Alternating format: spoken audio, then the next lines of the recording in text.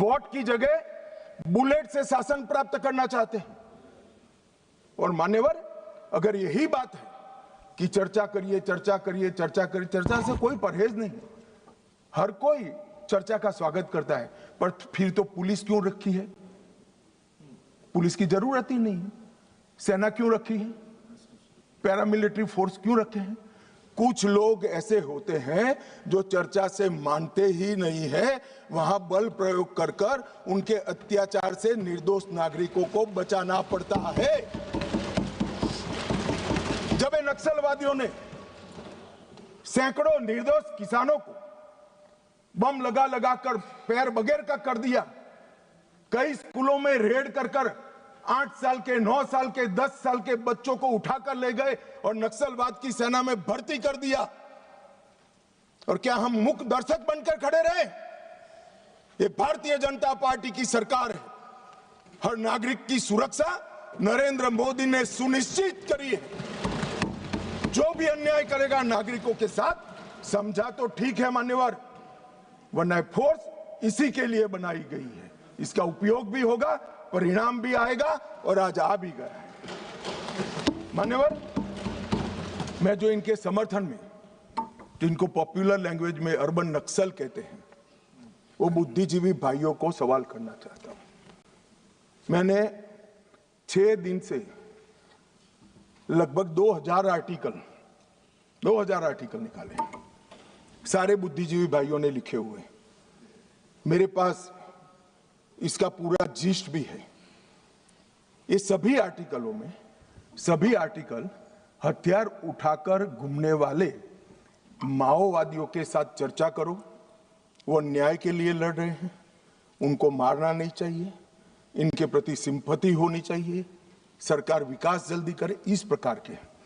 एक भी आर्टिकल जो 8 साल का अबूझ बच्चे को उठा ले जाकर हाथ में हथियार पकड़ा दिए, इसकी मां के लिए नहीं है। मान्यवर, एक भी आर्टिकल अपने गांव से खेत में जाते हुए किसान का पैर उड़ गया और पूरा जीवन दिव्यांग बन गया, इसकी सिंपैथी के लिए नहीं है। 5000 से ज्यादा सिक्योरिटी फोर्सेस लड़ते लड़ते शहीद हो गए, उनकी विधवाओं के लिए एक भी आर्टिकल नहीं है, इनके अनाथ बच्चों के लिए एक भी आर्टिकल नहीं है।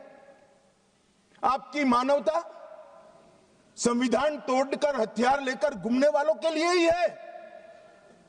इनके हथियारों से जो नागरिक मारे जा रहे हैं, इनके लिए आपकी मानवता नहीं है। मानवता के दोहरे चरित्र को मैं स्वीकार नहीं करता मान्यवर। ये मानवतावादी नहीं है, नक्सलियों के समर्थक है। अगर मानवतावादी होते तो वो किसान का पैर उड़ गया, इसकी भी चिंता होगी। वो अबूझ बच्चे से इसका बचपन छीन लिया, इसकी भी चिंता होती। मान्यवर, वो हाथ में हथियार लेना नहीं चाहते, गरीबों के हाथ में हथियार दिलाकर अपनी विचारधारा को, अपनी आइडियोलॉजी को पनपाना चाहते हैं, मगर उनके भी दिन लग गए हैं। स्पष्टता से सुन लीजिए, ये पूरे देश में अब जागरूकता आई है। और क्या हुआ है? पूरा देश आज सुन रहा है, पूरा देश आज समझ रहा है। मान्यवर, मैं आज एक और बात बता दूं। किसी सदस्य ने जिक्र किया सलवा जुड़म का, और कांग्रेस के नेता और सारे लोग, मैं नाम देना नहीं चाहता वरना फिर से खड़े हो जाएंगे। मान्यवर, सलवा जुड़म का जजमेंट जो है, इसका पक्ष लेते हैं। मान्यवर, सलवा जुड़म की शुरुआत 2005 में राज्य समर्थित, मतलब सरकार समर्थित जन आंदोलन के रूप में हुई। आदिवासी युवाओं को एसपीओ बना गया, जिसको कोया कमांडो कहते थे, और उनको ये जो आतंक फैलाते थे, इनके सामने लड़ने के लिए ट्रेनिंग दी गई।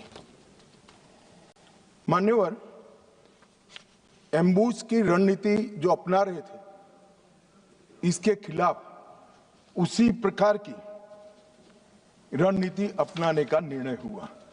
अब मैं ये पूछना चाहता हूं कि सलवा जुडम की शुरुआत किसने की? मान्यवर किसी बीजेपी के कार्यकर्ता ने नहीं की थी।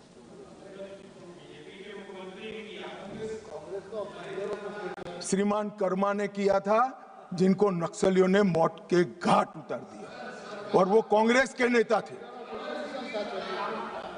मान्यवर 5 जुलाई 2011 को सर्वोच्च अदालत ने नंदिनी सुंदर और अन्य लोगों ने एक विवाद दायर किया और सुप्रीम कोर्ट ने जस्टिस सुदर्शन रेड्डी के नेतृत्व में तय किया कि नक्सलियों के खिलाफ राज्य की ये लड़ाई गैर कानूनी है और तुरंत ही इनको हथियार वापस लेने का ऑर्डर कर दिया। परिणाम क्या हुआ मान्यवर? उनके हथियार वापस लिए गए। नक्सलियों के हाथ में हथियार थे। इन्होंने चुन चुन कर सलवा जुडम में जुड़े हुए लोगों को मार दिया मान्यवर। और वही सुदर्शन रेड्डी विपक्ष का उपराष्ट्रपति पद के प्रत्याशी बने मान्यवर। कांग्रेस पार्टी जो कह रही ना हमारा क्या लेन देन है, ये लेन देन है। जो देश की कानून और व्यवस्था में मानता है वो सुदर्शन रेड्डी को कभी अपना प्रत्याशी नहीं बनाना चाहिए। मान्यवर हमारे यहां न्यायतंत्र की व्यवस्था है। जो जज बनता है उसको तटस्थ माना जाता रहे, ये हमारे न्यायतंत्र की आत्मा है। मगर कोई व्यक्ति जज बनकर अपनी व्यक्तिगत आइडियोलॉजी का उपयोग कर कर संवैधानिक कपड़े पहनाकर अपनी आइडियोलॉजी को ऑर्डर में कन्वर्ट कर कर हजारों बेगुनाह आदिवासियों की जान जाए ऐसा फैसला देता है, तो मैं ये जजमेंट की घोर निंदा करता हूं। और मैं उन लोगों की भी निंदा करता हूं जिन्होंने उनको वोट दिए, प्रत्याशी बनाए। मान्यवर आइडियोलॉजी जनता के भले के ऊपर नहीं हो सकती।